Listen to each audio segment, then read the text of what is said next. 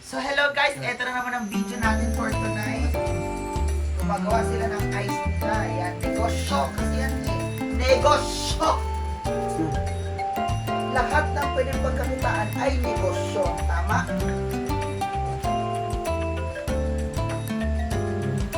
Pag hindi mo nire-respeto ang negosyo mo, nila-against mo. Nakapag-isa mo lang.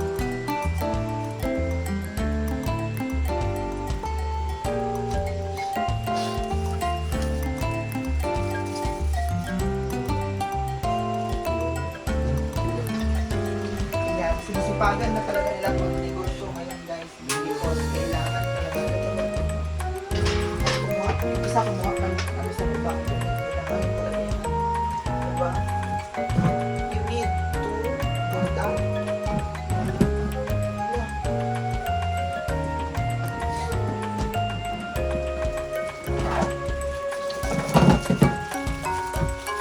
난 저도 위에 들어가. Ikaw, ba Hmm? ka na? 우리 장 transfer. Negosyo.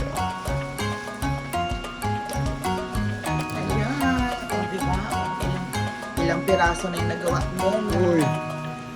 2, 4, 6, 8, 11. Diba? Parang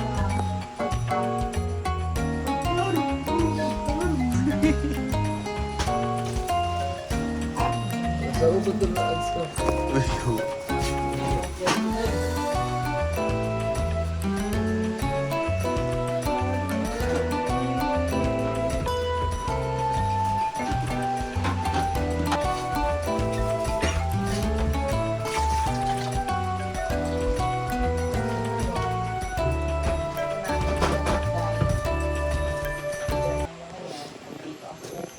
Kaya pa man ibi. kaya naman ng vegetable. Gamit. Kaya pa bitaw. Ilang talaga gamit. Ah, binar ko yung sulod.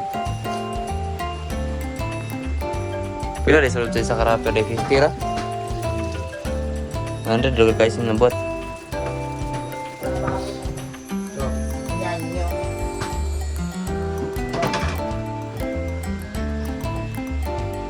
Mabasa mo. Kaya wala rin.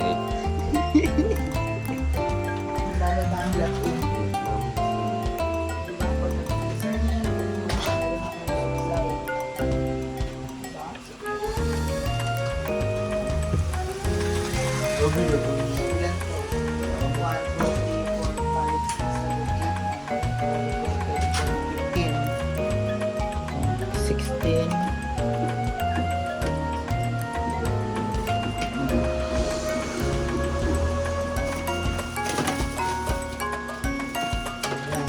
One.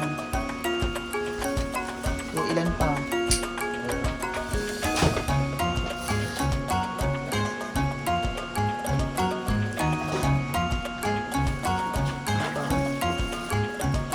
Sakto na. Okay na yan. Sa baba na. Yung gawin mo ulit sa baba na. Dito mo lang. Sa baba. Ano na yung base? Yes. Palalamigin ng lower finger.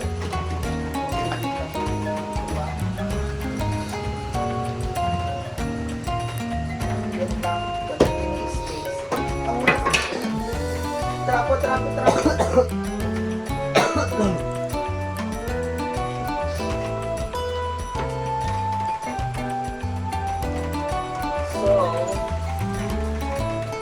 So yan na guys muna for today's video. Ganyan mag-prepare ng negosyo. At kailangan disiplinahin ng sarili. Ang kikitain sa negosyo ay ipapaikot lang din. Dapat hindi gagamitin sa kung saang katarantaduhan. Diba? Hindi ka talaga asigso. Pag tarantado ka talaga, you will never go up. Uy, ko sa... So guys, yan lang mang negosyo, okay? I'll see you later. Hans, kuha sa Hans. So guys, ayan Kala niya na. maganda. Tanga. Kala niya ganda niya. So ayan na guys, kailangan tapusin talaga nila ang madaming ice para meron silang negosyo bukas.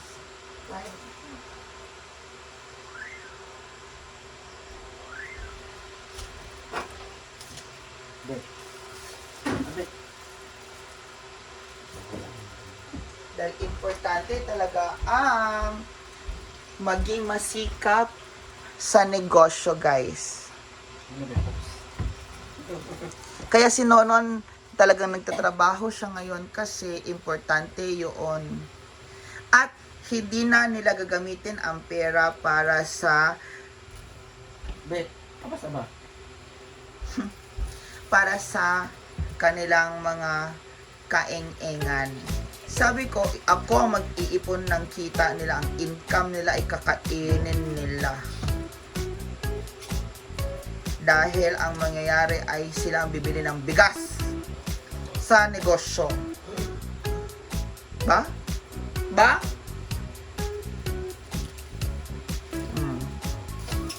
Para sa pag negosyo mo, pambili ng bigas. Sige. Sige, di ba? Yan ang gusto ninyo. Ako, nagbabayad lang ako ng kuryente. Pero, di ba?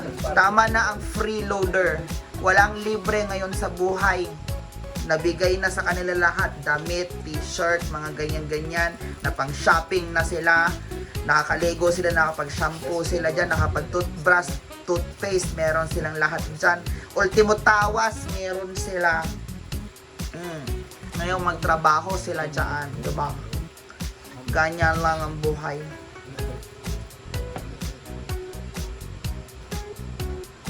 O, doon na siya sa ibaba, sa ilalim.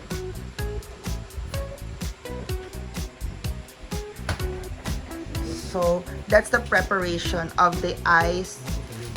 Oh, ilan ba to? 100 pieces? Ha? Maganda pa yung binila namin dito.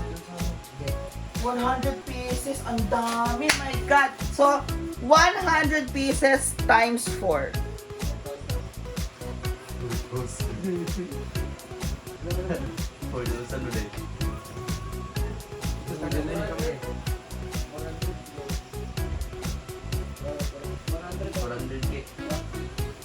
So, itong ice wrapper na ito ay makakagawa sila ng kung 4 pesos ang isang ice, then that is 25 pesos, tas libre naman ang tubig. Sa ilalim na yan, oh.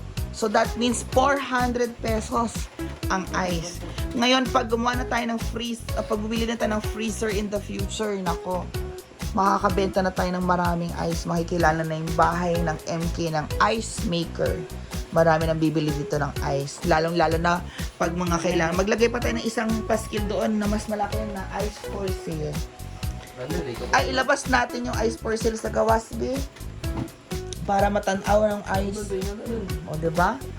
O, excited na sila sa kanilang pwedeng kita. Okay, guys. So, there you go. That is our ice business. Okay, bye!